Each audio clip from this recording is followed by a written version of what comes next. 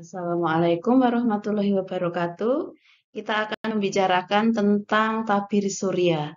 Nah, sebelum membicarakan tentang tabir surya, maka perlu kita ketahui tentang bagaimana sifat dari sinar matahari itu sendiri. Nah, eh, ini adalah spektrum ya, gambar dari sinar matahari yang menunjukkan suatu luasan spektrum. Nah, di sini kita bisa melihat bahwa sinar yang diterima oleh bumi itu terdiri dari sinar UV, sinar tampak, sinar inframerah, gelombang microwave, dan juga gelombang energi radio.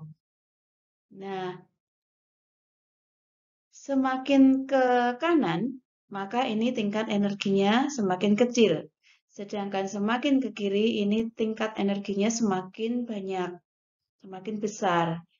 Nah, yang akan menjadi pembicaraan kita berkaitan dengan tabir surya adalah bagian ini ya, bagian yang namanya adalah sinar ultraviolet atau UV. Nah, karena dalam jangka panjang ini UV ini bisa menyebabkan kemerahan, iritasi, dan akhirnya mungkin suatu penyamakan kulit ya, suatu pencoklatan kulit. Nah, sinar UV juga kemungkinan bisa menyebabkan adanya kerutan dini dan juga berbagai jenis penyakit kanker kulit. Nah, untuk melakukan perlindungan terhadap sinar UV ini, maka diperlukan suatu bahan yang secara efektif dapat melindungi kulit dari sinar matahari, khususnya sinar UV. Nah, kini yang digunakan itu tidak hanya tabir surya yang hanya berfungsi sebagai tabir surya saja, tetapi tabir surya kini sudah menjadi suatu fungsi tambahan dalam kosmetik untuk penggunaan sehari-hari. Jadi bisa saja bahan tabir surya itu ditambahkan sebagai pelembab, sebagai alas bedak, sebagai lipstik, bahkan sebagai pelindung rambut begitu. Sebagai body lotion juga bisa. Nah, sinar UV tadi yang seperti kita lihat itu sebenarnya terdiri dari secara kelompok besar ya, itu ada 3 kelompok besar, yaitu UVA, UVB, dan UVC. Nah, UVC ini sebenarnya dari UVA, UVB, dan UVC, maka yang tingkat energinya paling besar adalah UVC. Jadi UVC ini yang paling merusak dari UV yang lain. Namun, alhamdulillah ya, sekitar 90% dari UV ini sudah UVC, ini semua sudah UVC ya. UVC semua sudah diserap oleh ozon, oleh atmosfer. Nah, kemudian UVB ini ternyata 90% juga diserap oleh ozon, oleh uap air dalam atmosfer, oleh oksigen, dan oleh CO2. Gitu. Nah, sedangkan UVA itu sendiri juga sudah dilemahkan gitu ya oleh atmosfer, oleh ozon. Nah, sehingga betapa ini ya penting ya untuk menjaga ozon agar tetap utuh. Nah, gelombang elektromagnetik yang tadi kita bicarakan tadi ya, yang mencapai bumi kita ini memang sebagian terdiri dari UV, sinar tampak, inframerah, kemudian gelombang radio, gelombang microwave tadi ya. Nah, kemudian UV, sinar ultraviolet yang mencapai permukaan bumi ini sebagian terdiri dari UVA, 95% dari semua UV, dan UVB ini hanya sekitar 5% dari seluruh sinar UV yang ada masuk ke bumi. Nah, ini dapat kita gambarkan ya, bagaimana daya penetrasi sinar ultraviolet terhadap kulit. UVB ini dapat menembus epidermis, ya bagian kulit paling atas. Sedangkan UVA ini bisa menembus lebih dalam, yaitu pada bagian dermis.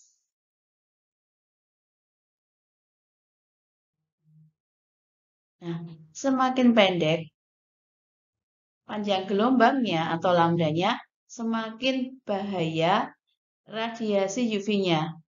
Namun, lebih pendek lambdanya, radiasi UV kurang mampu menembus kulit. Itu jadi seperti UVB tadi ya, itu kan kurang mampu menembus kulit. Nah, dia ini ya, panjang gelombangnya lebih pendek daripada UVA. Nah, UVC ini panjang gelombangnya 100 sampai 280 nanometer. Ini sudah terhalang oleh UVC tadi.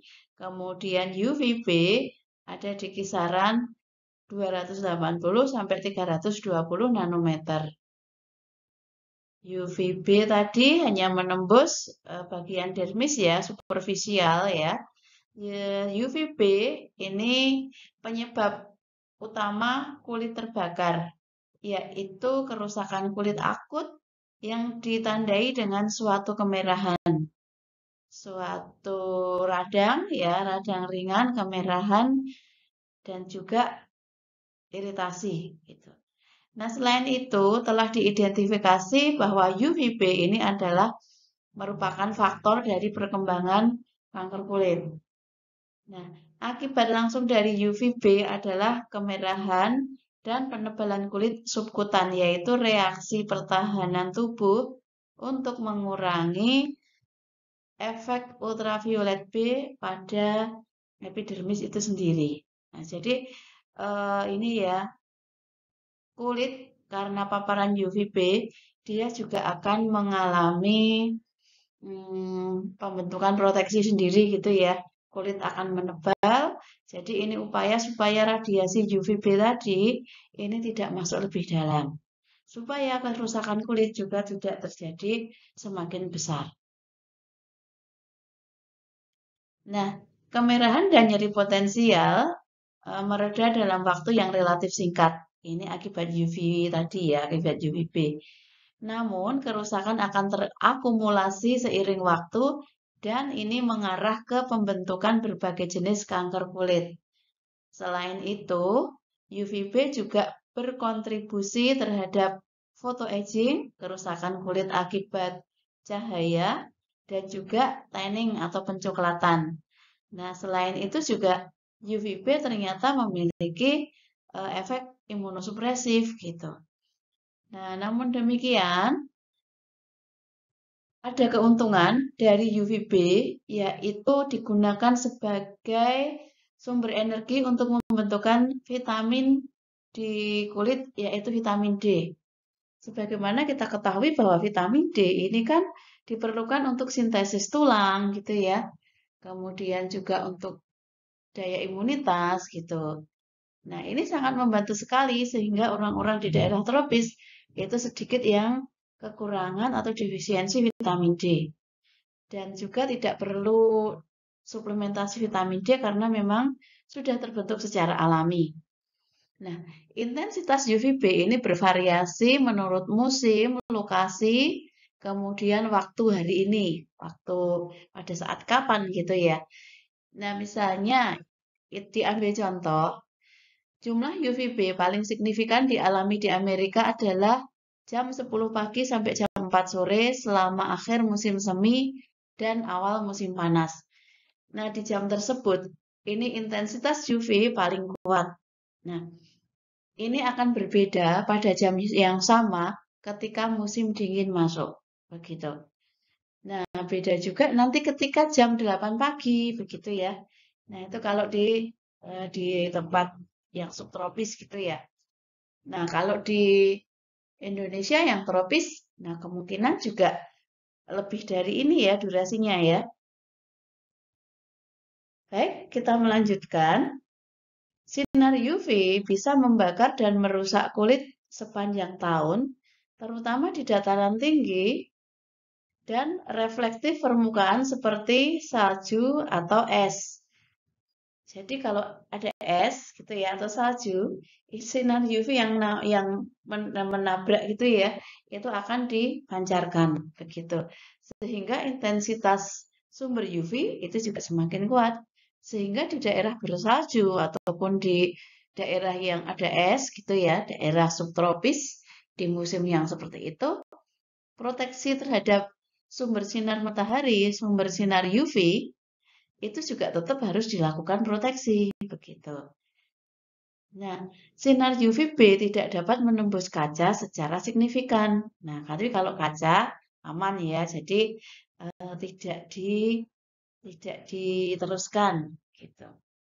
Yang di salju tadi juga ini ya, dia merefleksi, jadi memancarkan kembali gitu. Nah, secara ringkas kita bisa katakan bahwa UVA berpotensi menimbulkan aging atau kerusakan. Sedangkan UVB ini berpotensi menimbulkan burning atau kulit terbakar ya. Nah, keduanya UVA dan UVB ini bersama-sama berkontribusi untuk timbulnya kanker kulit. Ini tadi sudah kita lihat gambarnya ya. UVA kisaran lambdanya panjang gelombangnya 320 sampai 400, panjang gelombangnya lebih panjang. Daya menembusnya ini juga dia lebih dalam. Gitu. Lalu menimbulkan aging. UVA ini menyebabkan pencoklatan. Dalam jangka waktu lama telah diidentifikasi sebagai faktor photoaging tadi ya. Daya menembusnya lebih dalam. UVA merusak kulit keratinosit, lapisan sel basal, tempat sebagian sel kanker terjadi. Lampu yang digunakan di salon tanning dapat memancarkan dosis UV hingga 12 kali lipat dari sinar matahari. Nah, untuk apa sih ini ya, lampu UV di salon? Ini disukai gitu ya oleh orang-orang dengan di negara dengan iklim ya. Ya, iklim boleh lah ya. Dengan kondisi kulit yang eh, tidak berwarna gitu ya.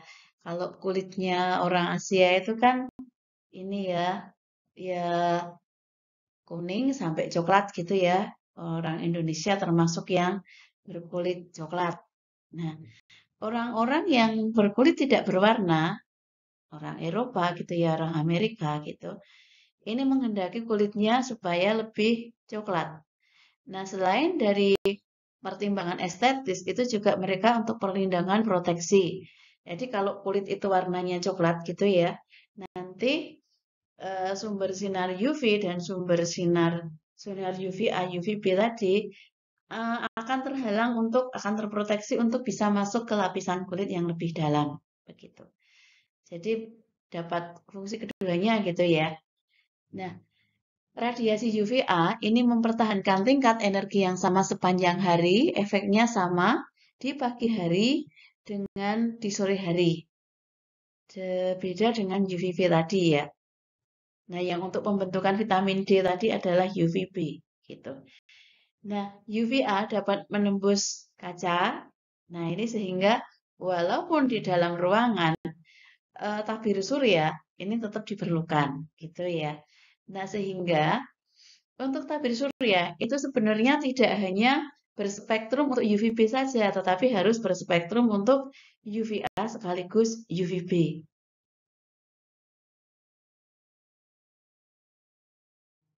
Nah, UVC sudah ya, sudah dihambat oleh ozon.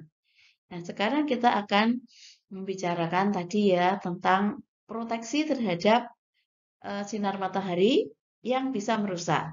Nah, ada suatu istilah yang dikenal dengan faktor perlindungan matahari. Atau kalau dalam bahasa Inggris disebut sebagai SPF ya, Sun Protection Factor. Nah, SPF itu adalah ukuran yang menunjukkan berapa lama waktu yang diperlukan oleh sinar UV untuk memerah pada kulit yang terlindungi. Nah, bagaimana kulit yang terlindungi? Yaitu kulit yang diaplikasikan tabir surya dibandingkan dengan kulit yang tidak dilindungi, yaitu kulit yang tanpa tabir surya. Nah, efektivitas SPF ini diukur dengan suatu istilah eritema, begitu. Ini ya, memerahnya itu dengan istilah eritema. Jadi eritema yang muncul di kulit setelah paparan sinar matahari, nah lalu jumlah energi UV yang dibutuhkan untuk menghasilkan kemerahan pertama itu disebut sebagai dosis eritema minimal atau minimal eritema dose atau MID. Jadi kan yang menimbulkan kemerahan itu tadi kan UV gitu ya. Jadi diukur gitu. Diukur jumlah energi UV yang digunakan untuk memerahkan itu. Dibandingkan antara yang pakai proteksi dengan yang tidak pakai proteksi.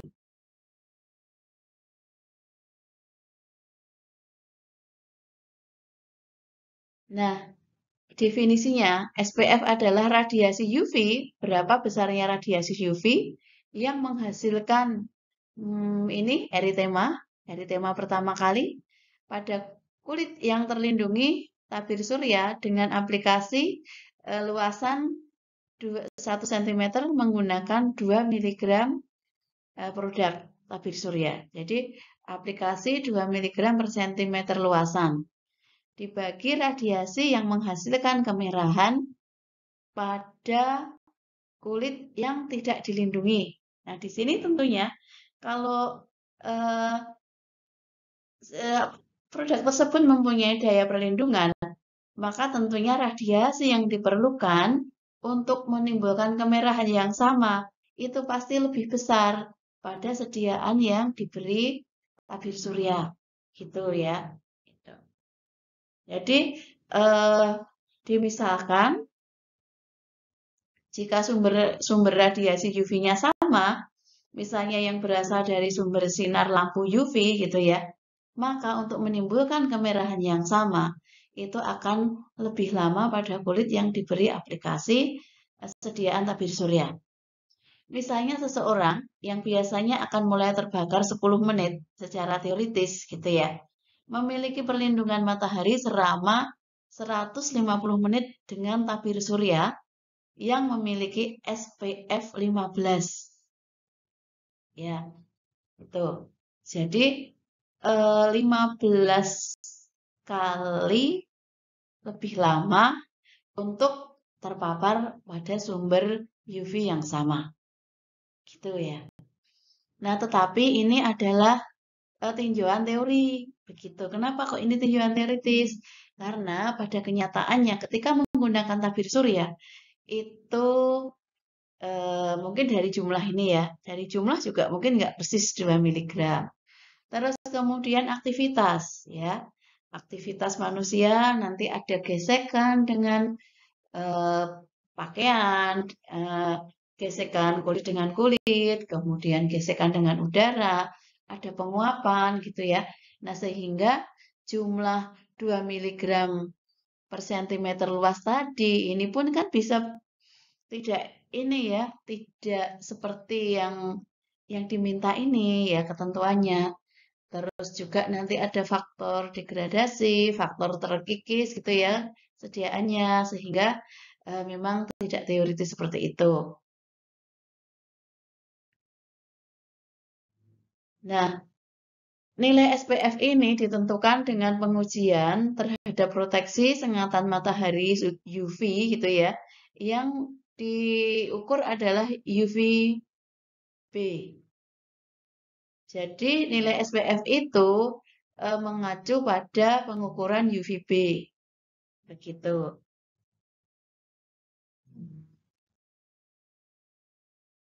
Nah, kemudian apa saja tadi ya? Tadi kan teoritis ya bahwa nilai SPF terhadap daya proteksi untuk menimbulkan kemerahan itu kan sesuatu yang kalau diaplikasikan itu tidak sempurna sebagaimana teori gitu ya. Nah, faktor yang mempengaruhi efektivitas perlindungan radiasi itu banyak gitu ya. Faktor antara lain adalah jumlah radiasi yang terpapar pada manusia. Misalnya radiasi pada saat jam 7 pagi dengan saat jam 10 pagi kemungkinan akan berbeda di negara Indonesia gitu ya. Kemudian ketika di dalam ruangan dengan di luar ruangan mungkin juga beda. Kondisi geografis gitu ya. Tinggal di perbukitan dengan tinggal di pantai, dengan tinggal di dataran rendah, tinggal di kawasan pertanian gitu ya. Kemungkinan intensitas UV yang terpapar akan berbeda. Lalu lama terpapar. Sejauh mana manusia yang memakai itu berada dalam paparan UV, gitu ya. Misalnya di luar ruangan. Kemudian kondisi cuaca.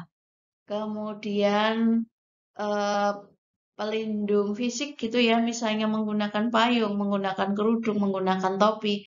Nah, itu pun juga suatu faktor yang mempengaruhi jumlah UV yang terpapar pada manusia. Faktor lain yang mempengaruhi adalah juga jenis kulit. Konsumen berjenis kulit putih cenderung menyerap lebih banyak energi matahari daripada konsumen berkulit gelap dalam kondisi yang sama. Nah, ini ya keuntungan bagi orang Asia ya, orang Indonesia yang berkulit berwarna. Ketika dua orang ini sama-sama eh, terpapar oleh energi UV yang sama, maka si kulit putih itu akan lebih cepat mengalami kemerahan, kerusakan, burning daripada kulit berwarna. Kenapa? Karena si kulit putih eh, energi yang diterima dalam kulitnya itu akan lebih banyak daripada si kulit berwarna. Kenapa? Karena kulit berwarna melindungi bagian bawah kulitnya oleh melamin, begitu ya. Nah, jadi itulah kenapa orang-orang berkulit putih menginginkan kulitnya menjadi berwarna, begitu. Nah, jumlah tabir surya yang dioleskan juga mempengaruhi gitu ya. Jelas itu ya. Kemudian pengguna biasanya hanya menggunakan 20 sampai 50% dari jumlah yang dibutuhkan untuk mencapai level SPF tadi gitu ya. Kenapa kok hanya 50% gitu ya? Kenapa nggak 100% makainya seperti ketentuan 2 miligram per luasan per sentimeter luasan ya? Ya karena tidak bisa diterima dengan bagus gitu ya. Eh, kita nggak mungkin menggunakan tabir surya dengan tebal gitu ya. Seperti kalau kita kena ini ya luka bakar itu kan kita pede aja ya, percaya diri aja dengan dikasih salep yang agak tebal gitu. Tapi ketika itu kosmetik, lalu diratakan pada seluruh wajah, kemudian dengan tebal gitu ya, nampak-nampak ada krem-krem yang melekat gitu kan, itu sudah sesuatu yang tidak estetis gitu ya. Kulitnya hanya mampu menyerap 20% dari yang disarankan gitu ya. Kalau kalau ditambah lagi itu tidak terserap dengan bagus gitu. Nah, kemudian tabir surya akan juga hilang seiring waktu karena itu frekuensi penerapan ulang ini perlu digunakan gitu ya. Ya mungkin kalau ini ya kalau eh, mau kerja gitu ya, berangkat kerja pakai tabir surya, nanti pulang gitu ya karena bermotor pakai tabir surya lagi, yaitu bukan sesuatu yang berlebihan gitu ya. Lalu aktivitas fisik, berkeringat, berlari gitu ya, itu juga dapat mengganggu penempelan produk, mempercepat lepasnya produk dari badan gitu ya, apalagi berenang gitu. Nah, sehingga untuk aktivitas ini ada tabir surya itu yang sifatnya merupakan suatu emosi air dalam minyak gitu ya. Jadi sifatnya berminyak supaya tidak cepat hilang. Misalnya ini krim yang digunakan untuk berenang begitu. Nah, tadi kita sudah membahas bahwa sumber UV itu ada bahkan UVA dan UVB. Nah, tabir surya disebut sebagai spektrum luas. Ini diuji dengan tes in vitro gitu ya. Dengan apa? Misalnya dengan suatu pembangkit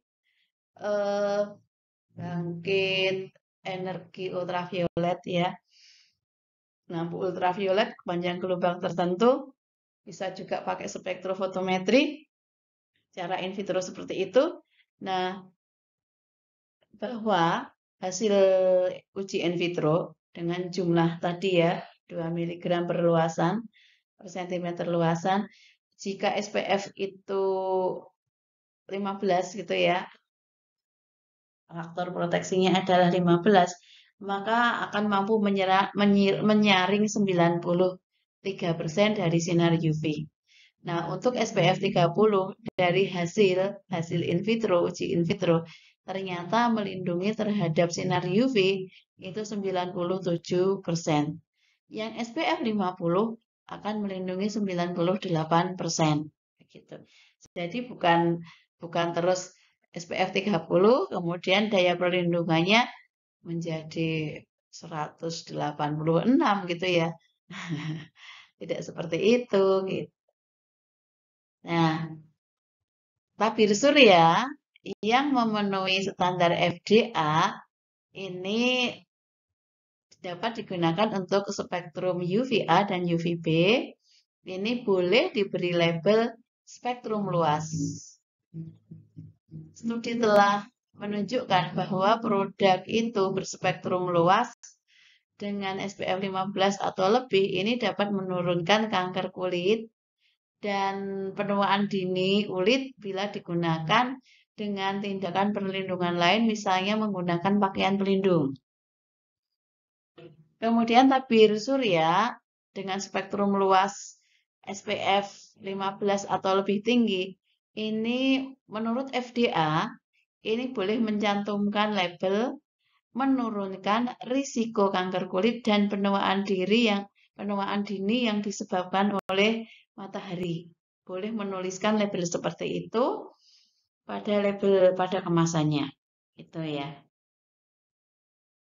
Ini menurunkan ya, tidak kemudian menghilangkan ya.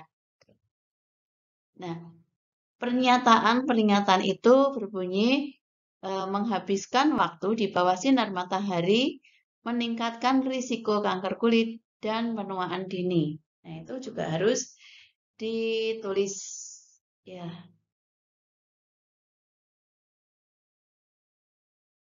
Nah, lalu tabir surya. Tabir surya adalah bahan yang digunakan untuk melindungi kulit dari radiasi ultraviolet dengan cara atau mekanisme menyerap atau memantulkan atau menghamburkan gitu ya. Nah, yang disebut sebagai tabir surya primer ini adalah produk yang tujuan utamanya adalah memberikan proteksi untuk kulit. Misalnya tabir surya pantai dan produk yang digunakan untuk kegiatan luar ruangan. Tabir surya sekunder ini adalah produk yang memiliki kegunaan utama selain untuk melindungi kulit, misalnya pelembab harian, krim anti penuaan, perawatan kosmetik seperti alas bedak, kemudian bedak wajah ya. Nah, untuk kategori produk ini perlindungan matahari adalah manfaat tambahan. Nah, manfaat utamanya ya tadi ya, apakah sebagai bedak atau bedak alas bedak atau blush on atau apa gitu ya. Tuh. Nah, produk After Sun dirancang untuk digunakan setelah terpapar sinar matahari atau radiasi lain UV. Setelah berjemur meski tanpa tanda kemerahan, kiranya tepat untuk menggunakan produk After Sun untuk membantu ini ya melembabkan kulit kembali, juga kemudian menghaluskan, memberikan efek mendinginkan, menghilangkan rasa sakit akibat sinar matahari. Begitu.